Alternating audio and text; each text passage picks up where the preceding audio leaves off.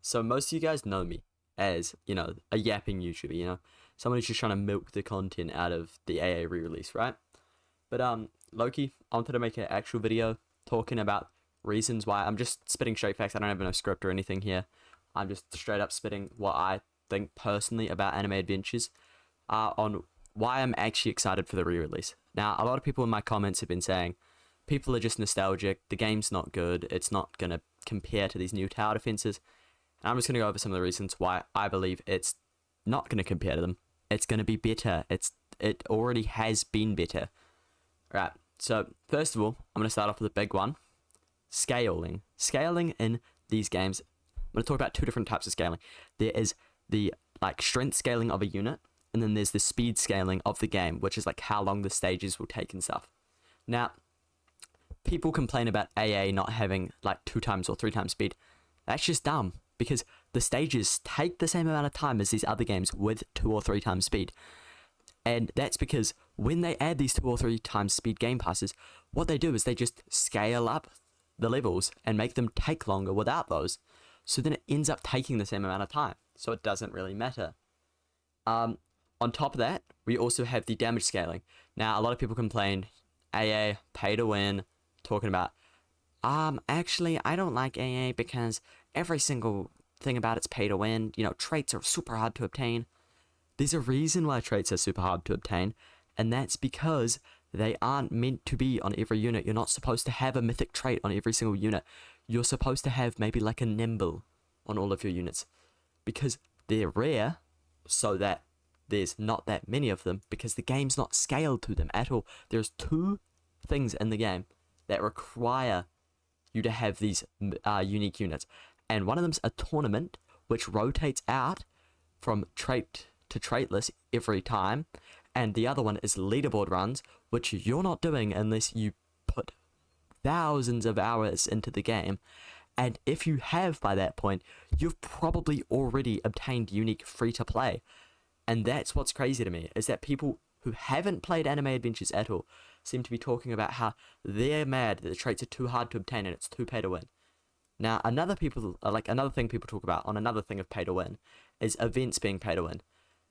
Anime Adventures is just as pay to win as every single other tower defense game for events. Look at Anime Vanguards. Anime Vanguards is just as pay to win for their new update. Anime Adventures is honestly easier to play because it's got better graphics, its updates are more consistent, there's actually something to do with these units that you can grind for in these updates, rather than just trying to get that super rare unit, because you can trade those for rerolls, which, as I said, are supposed to be a commodity. They're supposed to be a rarity that you get and you use sparingly. You're not supposed to have thousands of them. The reason why you think people have thousands of them in the first place is because YouTubers buy that many, and it's not cheap. Those YouTubers are spending shitloads of money on making these overpowered units that honestly aren't needed for any of the content in the game. If you're casually playing Anime Adventures, you do not need a unique whatsoever. You need a couple of evolved mythics to beat everything in the game. There is no need for uniques.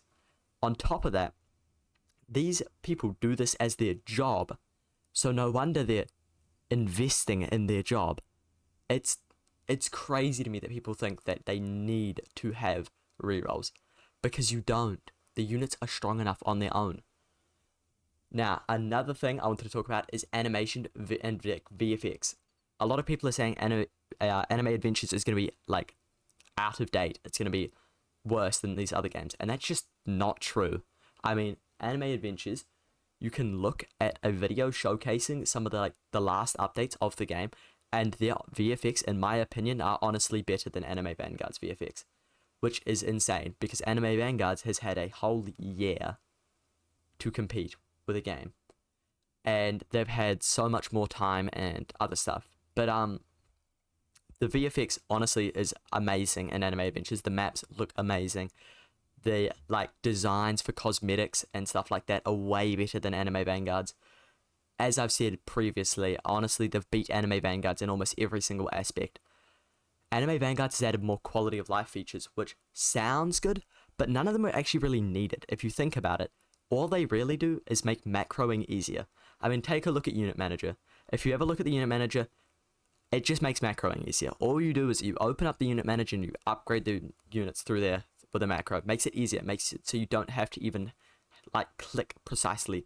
It just makes macros easier to make, and a bunch of other quality of life features like that all just make the game too easy to macro. Now, these quality of life features for an everyday player don't actually really matter, because if you're so lazy that you can't move your hand to click on the unit and then click on upgrade, I mean, it's just new levels of laziness. Like, that's genuinely just new levels of like laziness. But on top of that, just macroing in general in these new tower defense games has been horrendous. Just every single thing, because of these like you're getting mythic traits and getting like their equivalent of uniques. Everything becomes super easy because you've got these one placement units that are carrying you, and you're able to just place them, upgrade them, and you win. Anime Adventures, it was so much harder to macro. First of all, you'd never spawn in the same place. I mean, you sometimes would, yeah, but it wasn't guaranteed to be the same spawn every time. There's multiple different spawns, multiple different camera angles, and on top of that, it was just already generally hard, and you actually had to think about playing the game. Now, another issue I see people talking about in Anime Adventures is new players. Apparently, according to some people, new players aren't going to be able to catch up or anything. They're going to be stuck. That's genuinely just not true. It's really not hard to catch up in Anime Adventures. First of all, there's world jumpers. World jumpers allow you to basically skip an entire story by doing like one stage. It'll complete that entire story, and this goes all the way up to Cape Canaveral, I believe, which is the part 6 JoJo's update. And then after that, you still have like another 5 or 6 stories to do. And honestly, if you get a decent mythic, you can easily do them. All you need to do is play the game a little bit. I mean, I started originally, I played Anime Adventures when it first dropped. Didn't find it as interesting. Dropped the game. Then I came back around, what update was it? It was around the Bleach update. The one where they added like Yamamoto Ging. Yeah, that one. And I was very far behind, obviously. I had nothing there. I couldn't like evolve Aizen or anything. By the time I came around at the end of that update, by the time the next update had dropped, I'd caught back up and I was there able to like do all of the stuff in the game. And that's saying something, because that was 2 weeks where I didn't play that much and I caught completely back up. I stopped playing again, I took a break after that until like the One Punch Man update, caught back up again, and it's really just not that hard to catch up in the game. And honestly, a lot of people say tournament's going to be impossible for new players, tournament's going to be this. It's really not that deep. Tournaments aren't something you need to be doing. Tournaments are something you do in the late game when you have basically nothing else to do. But yeah, that was really all I had to talk about in this video. I mean, it's kind of just a little rant about how people seem to be thinking AA is bad. A lot of these players have never played it, so I don't know why they're talking about it. But yeah, honestly, it's a lot of people saying that these new tower defense is going to be better, when a lot of them, in my opinion, are just rip-offs of AA, to be fair. I mean, I've always enjoyed AA a lot more than these. It's really just very objective, I guess, but in my opinion, it's just a lot better. But thank you guys for putting up with this rant. See you guys next time. Like, subscribe, peace. You never see it coming.